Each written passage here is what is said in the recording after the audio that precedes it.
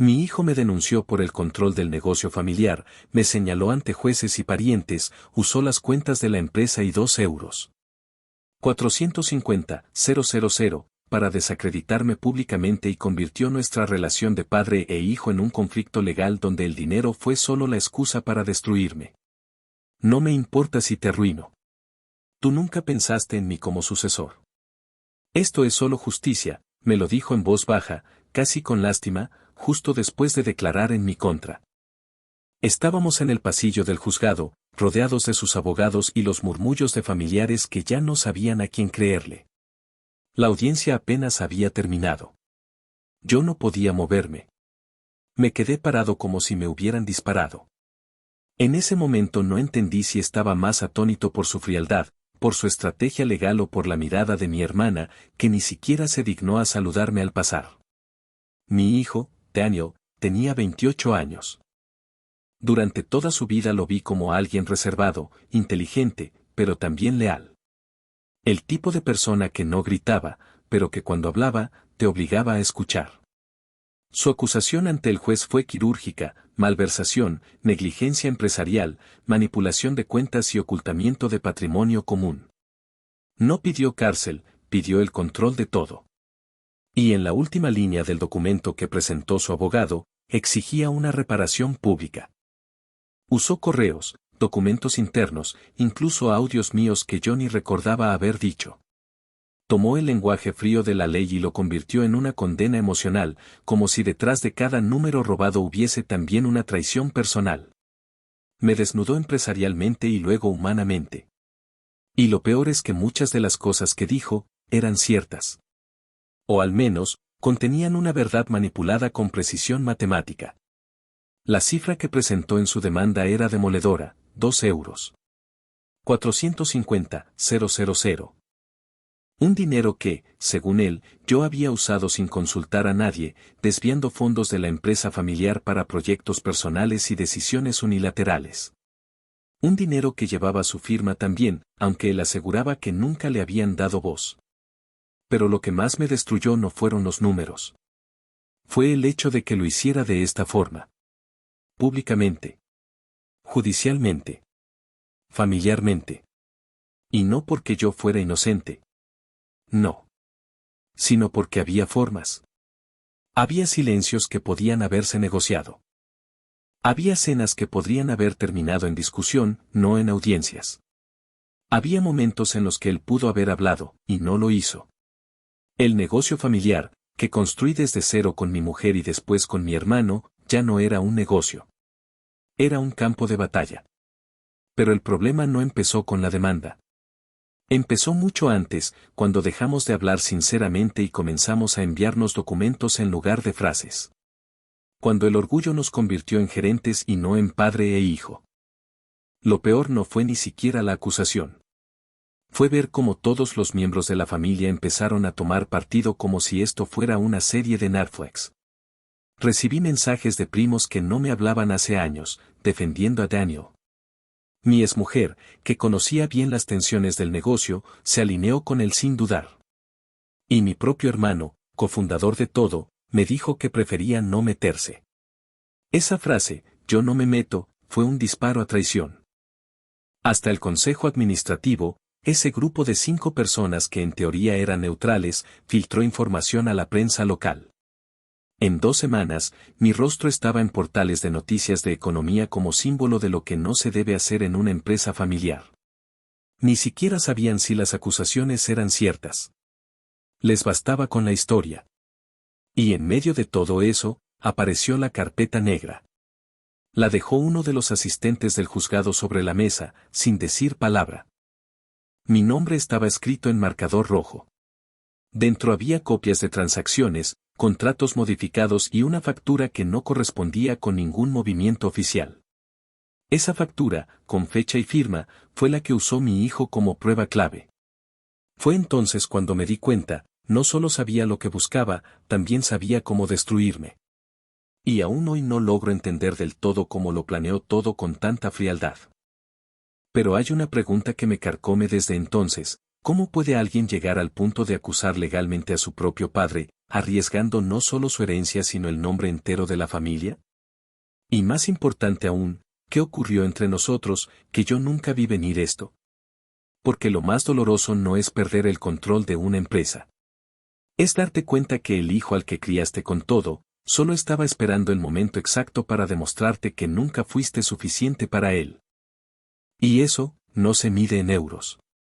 Suscríbete al canal y dale like a este video para seguir descubriendo historias inspiradas en conflictos reales sobre familias, herencias, dinero y secretos de los que ya no es posible callar. Tu apoyo mantiene esta voz viva. Yo me llamo Mateo. Tengo 61 años. Durante más de 3 décadas levanté un negocio de distribución de maquinaria agrícola en Navarra, algo que empezó con una furgoneta vieja y un catálogo en papel, y terminó siendo una empresa con 26 empleados, 2 sedes y contratos firmados con marcas alemanas y japonesas.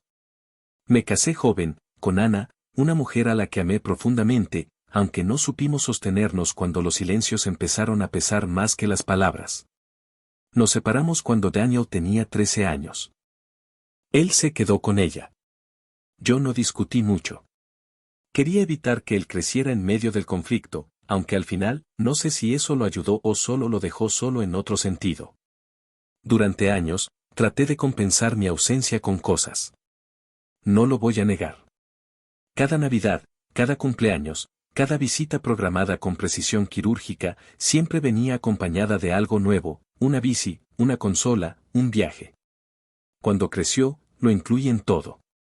Le ofrecí trabajo en la empresa desde que terminó la carrera.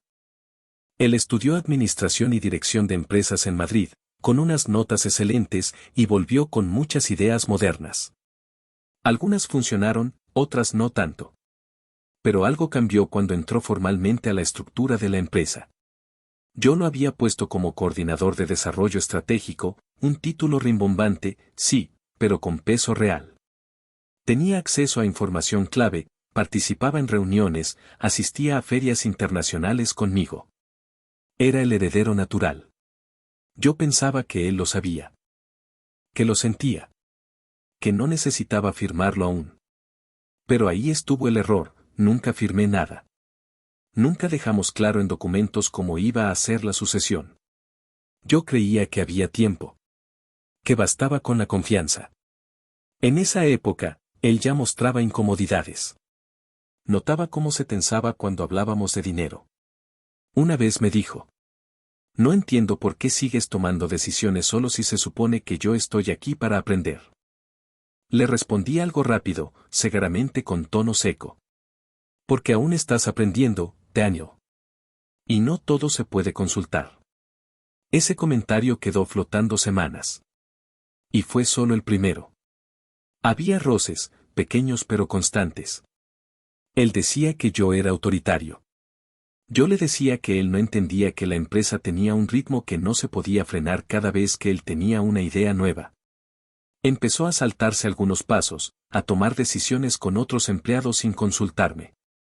A veces funcionaba, y entonces yo quedaba como el que frenaba el progreso. Otras veces no, y cuando le pedía explicaciones, se ofendía. La gota que empezó a llenar el vaso fue un proyecto de expansión en la zona de La Rioja. Yo había comenzado negociaciones con un proveedor nuevo, pero sin avisarle. Para mí era una oportunidad lógica. Para él fue una traición. Me lo dijo sin rodeos. ¿Sabes lo que duele? Que me trates como a un empleado más, cuando toda esta empresa existe porque yo renuncié a quedarme en Madrid y vine a levantarla contigo. No supe qué responderle. Tenía razón, y a la vez no la tenía. Él había renunciado a algo, pero también había ganado mucho. Vivía en una casa que pagaba la empresa.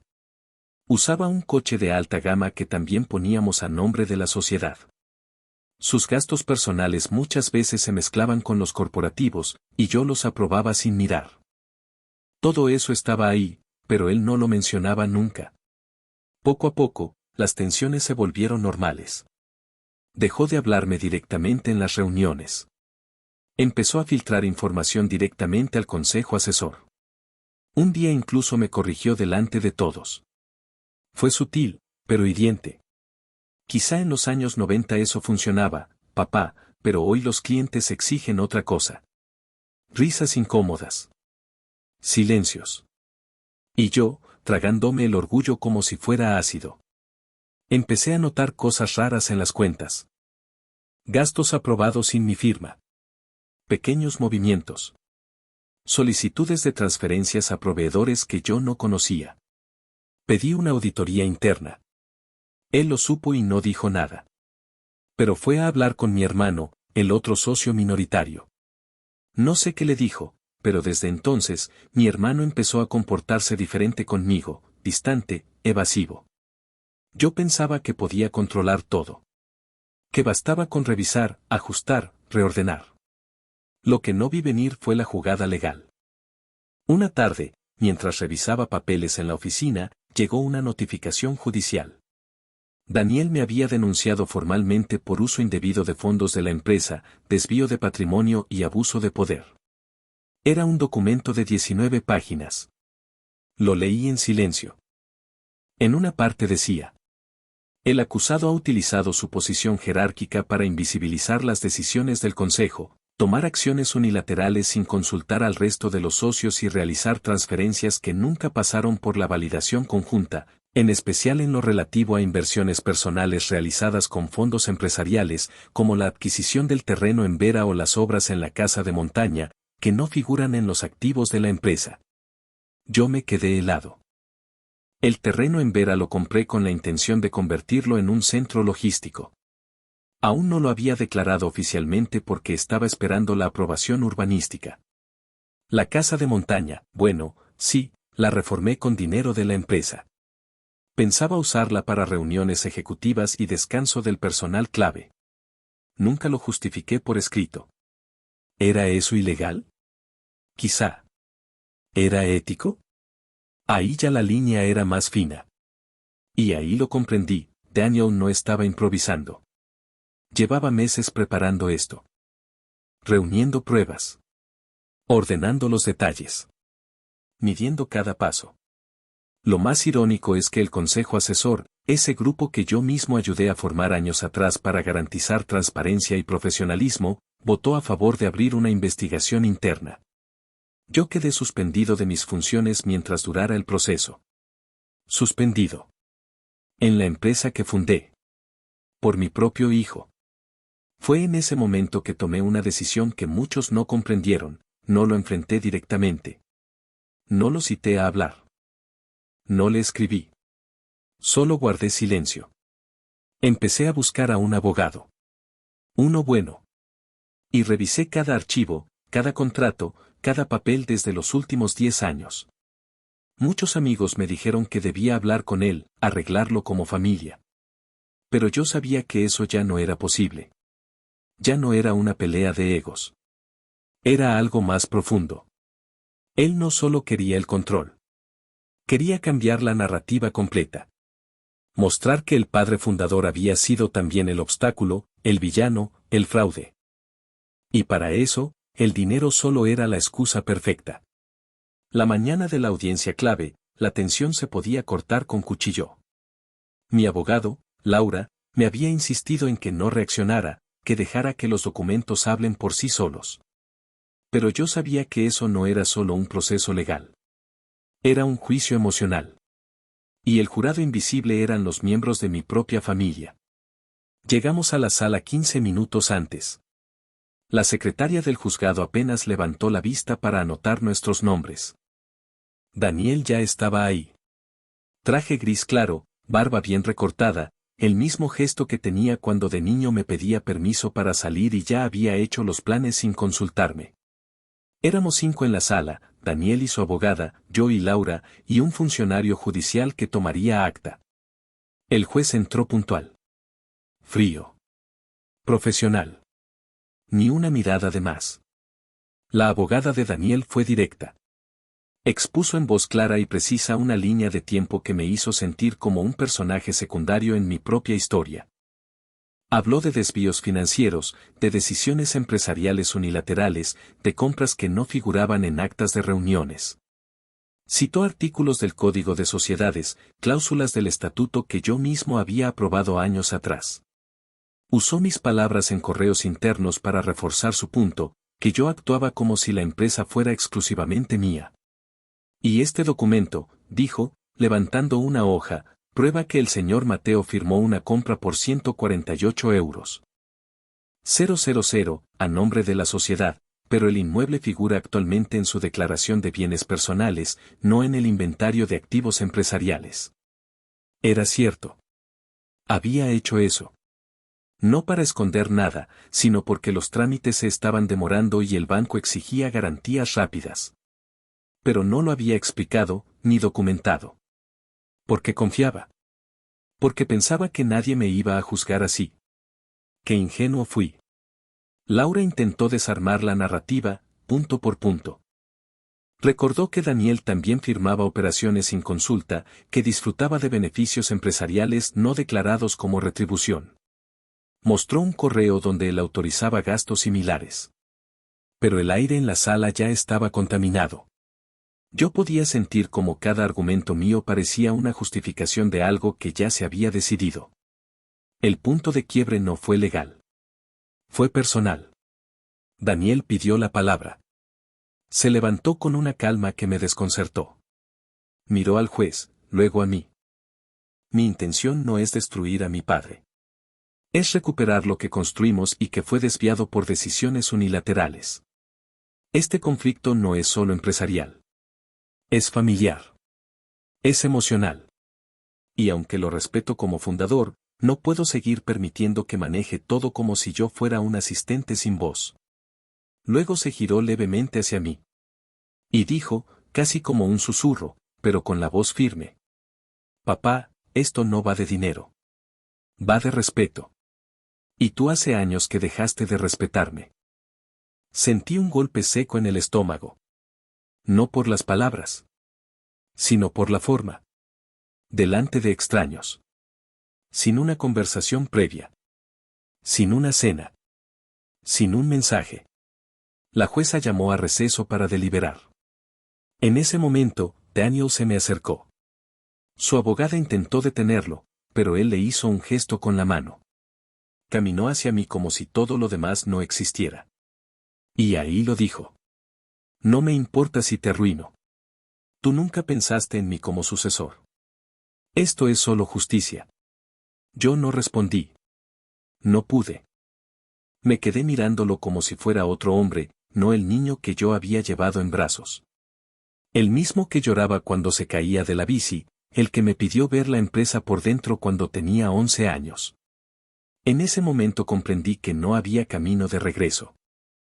Minutos después, el juez volvió a la sala y leyó la resolución provisional, suspensión de mis funciones como gerente general, inicio de auditoría externa completa, y restricción para realizar movimientos financieros sin aprobación conjunta de al menos 3 miembros del consejo. Fue como si me quitaran la identidad. Ya no era Mateo, fundador de la empresa. Era Mateo, demandado por su propio hijo. Apartado. Vigilado. Al salir del juzgado, vi a mi hermana hablando con Daniel en la puerta.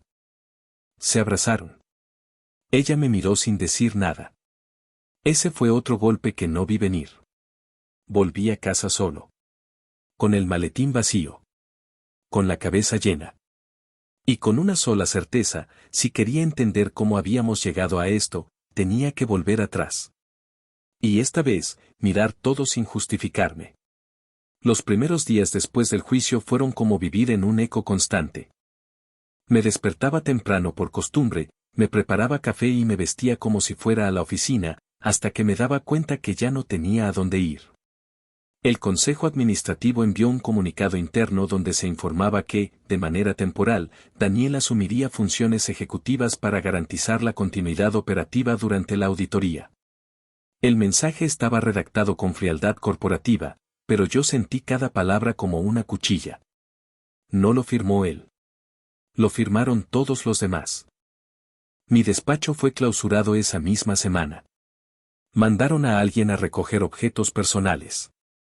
Me devolvieron una caja de cartón con mis cosas, una pluma Montblanc que me regaló Ana en nuestro aniversario 15, un portarretratos con una foto de Daniel a los 6 años, y un cuaderno con notas manuscritas que llevaba desde que la empresa era solo una idea en una servilleta de bar. La caja tenía un golpe en la esquina. Nadie se tomó la molestia de avisarme que la iban a entregar. Pasé semanas sin hablar con nadie de la familia.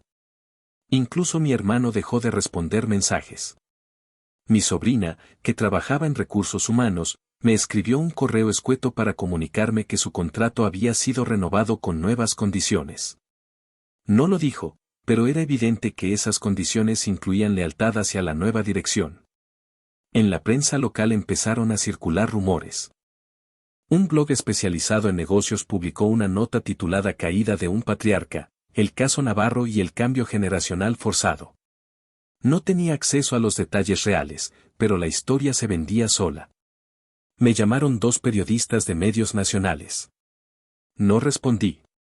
Me propusieron incluso hacer una entrevista exclusiva para dar mi versión. No quise. Aún no sabía cuál era mi versión. Pero el golpe más duro fue emocional. Empecé a revisar fotos antiguas, correos pasados, incluso los informes que Daniel me enviaba hace años. En muchos de ellos, veía signos de frustración, pequeñas señales que yo había ignorado o minimizado. Comentarios como, te los paso, aunque sé que decidirás otra cosa, o quizás no tiene sentido que revise esto si ya está todo cerrado sin mí. Pensaba que eran frases pasajeras. Cosas del carácter. Nunca entendí que eran gritos contenidos. Por un momento, dudé de mí mismo. ¿Había sido tan ciego? ¿Tan controlador? ¿Tan incapaz de soltar? Mi abogado me advirtió, no des un paso en falso, están esperando que reacciones mal para terminar de hundirte. Así que guardé silencio. Me volví invisible. Pero empecé a moverme. Contraté a un auditor externo, independiente del que impuso el consejo. Quería revisar por mi cuenta todo lo que había hecho en los últimos 10 años. No para defenderme. Para entender. Para saber, con la misma precisión que tuvo Daniel, que había hecho mal. Y también, que había hecho bien. Descubrí errores, sí. Lugares donde mezclé cuentas personales con empresariales. Lugares donde usé mi autoridad para decidir sin consultar. Pero también aparecieron documentos clave, actas firmadas por Daniel, correos donde él aprobaba proyectos que luego usó en mi contra, gastos personales justificados como reuniones de trabajo. Nada ilegal. Pero lo suficiente para probar que él no era tan ajeno al sistema que ahora denunciaba. La carpeta negra, aquella que mencioné al principio, volvió a mis manos con otra forma, informes detallados, cronologías, archivos digitales recuperados. Y en uno de ellos encontré algo que me hizo detener el café a medio sorbo. Un contrato. Uno que yo había firmado hace 5 años, cuando Daniel recién entraba a la empresa. Un acuerdo interno que lo nombraba heredero operacional con funciones específicas, pero que nunca se ejecutó porque quedamos en revisarlo más adelante. Yo lo había olvidado. Él no, y ese documento, legalmente, era débil, pero emocionalmente, lo decía todo. En su mente, ya había sido nombrado sucesor. En la mía, era solo una promesa futura. A los 3 meses, me llegó una citación para una reunión extraordinaria. Ya había pasado el tiempo estipulado de suspensión. Tenían que definir oficialmente mi futuro en la empresa. Laura, mi abogada, me dijo que podía negarme. Que no estaba obligado a ir. Pero yo sabía que tenía que hacerlo. No por ellos. Por mí. Llegué con la misma caja que me devolvieron. Dentro, además de mis objetos, llevaba copias impresas de los documentos que había encontrado. Pero no era eso lo importante. Lo esencial era lo que decidí decir. La reunión fue tensa. Estaban todos. Daniel en el centro. Mi hermano a su izquierda. La misma mesa de siempre, la que yo había comprado personalmente y donde antes celebrábamos las buenas cifras con copas de vino.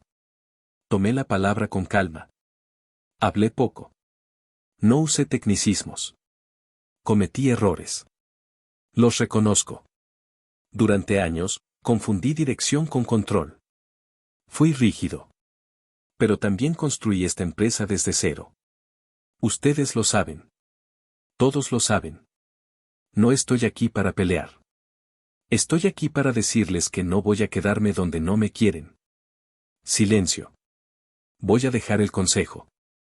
Y renuncio a mi puesto de gerente. Pero antes de hacerlo, quiero dejar claro que esta empresa no es una herencia maldita. Es una historia compartida. Y que, aunque algunos quieran reescribirla, los cimientos siguen siendo los mismos. Entregué la carpeta con los documentos. No para defenderme, sino para que entendieran que yo también sabía cómo contar una versión. Daniel no habló. Solo asintió. Con una frialdad que ya me era familiar. Salí por la puerta principal. Sin escoltas. Sin prensa. Sin drama. Y por primera vez en muchos años, sin el peso del control sobre los hombros. Empecé a escribir. A recordar todo desde el principio. No para publicar. No para limpiar mi nombre. Para entender. Para dejar constancia. Porque a veces, lo que no se escribe, se pierde para siempre. Lo más extraño fue la calma. No fue paz. Fue otra cosa. Una especie de preludio. Algo que me decía que aún no había terminado. Faltaba una última pieza por descubrir. 3 semanas después de aquella reunión en la que dejé oficialmente la empresa, recibí una carta certificada. El sobre era blanco, sin remitente, con mi nombre escrito a mano. El trazo me resultaba familiar desde la primera curva de la M. Era la letra de Ana. No hablábamos desde hacía meses. Cuando Daniel presentó la demanda, ella eligió su lado sin vacilar. Lo entendí, en parte. Ella también arrastraba su propia historia de desencantos conmigo. Pero aún así, ver su letra en el sobre me sacudió algo dentro. La abrí con manos temblorosas. Eran solo 3 hojas, escritas a bolígrafo azul. Mateo. Esta carta no es para defender a Daniel ni para atacarte a ti. Solo quiero contarte algo que tal vez deberías haber sabido hace mucho. No lo dije antes porque creí que no tenía sentido. Cuando Daniel tenía 15 años, vino una tarde llorando. Estaba molesto porque tú habías cancelado un viaje que le habías prometido. Dijo que en tu empresa siempre aparecía algo más importante que él. Esa noche me preguntó directamente. ¿Crees que papá alguna vez me va a ver como alguien importante para él? No supe qué decir. Desde entonces, construyó una idea de ti muy distinta a la que tú crees haber proyectado. No importa cuánto hiciste o diste. Lo que él necesitaba era otra cosa. Y cuando se incorporó a la empresa, lo hizo con la esperanza de que por fin ibas a reconocerlo no solo como hijo, sino como parte esencial de lo que habías creado. Pero tú seguías decidiendo solo. Y él, en silencio, fue tomando nota de todo. No para vengarse. No creo que sea eso. Sino para armar, pieza por pieza, su propia identidad. Ahora lo entiendo mejor. Tú querías un heredero. Él quería un lugar. Y nunca hablaron el mismo idioma. La última frase me quedó retumbando. ¿Por qué era eso?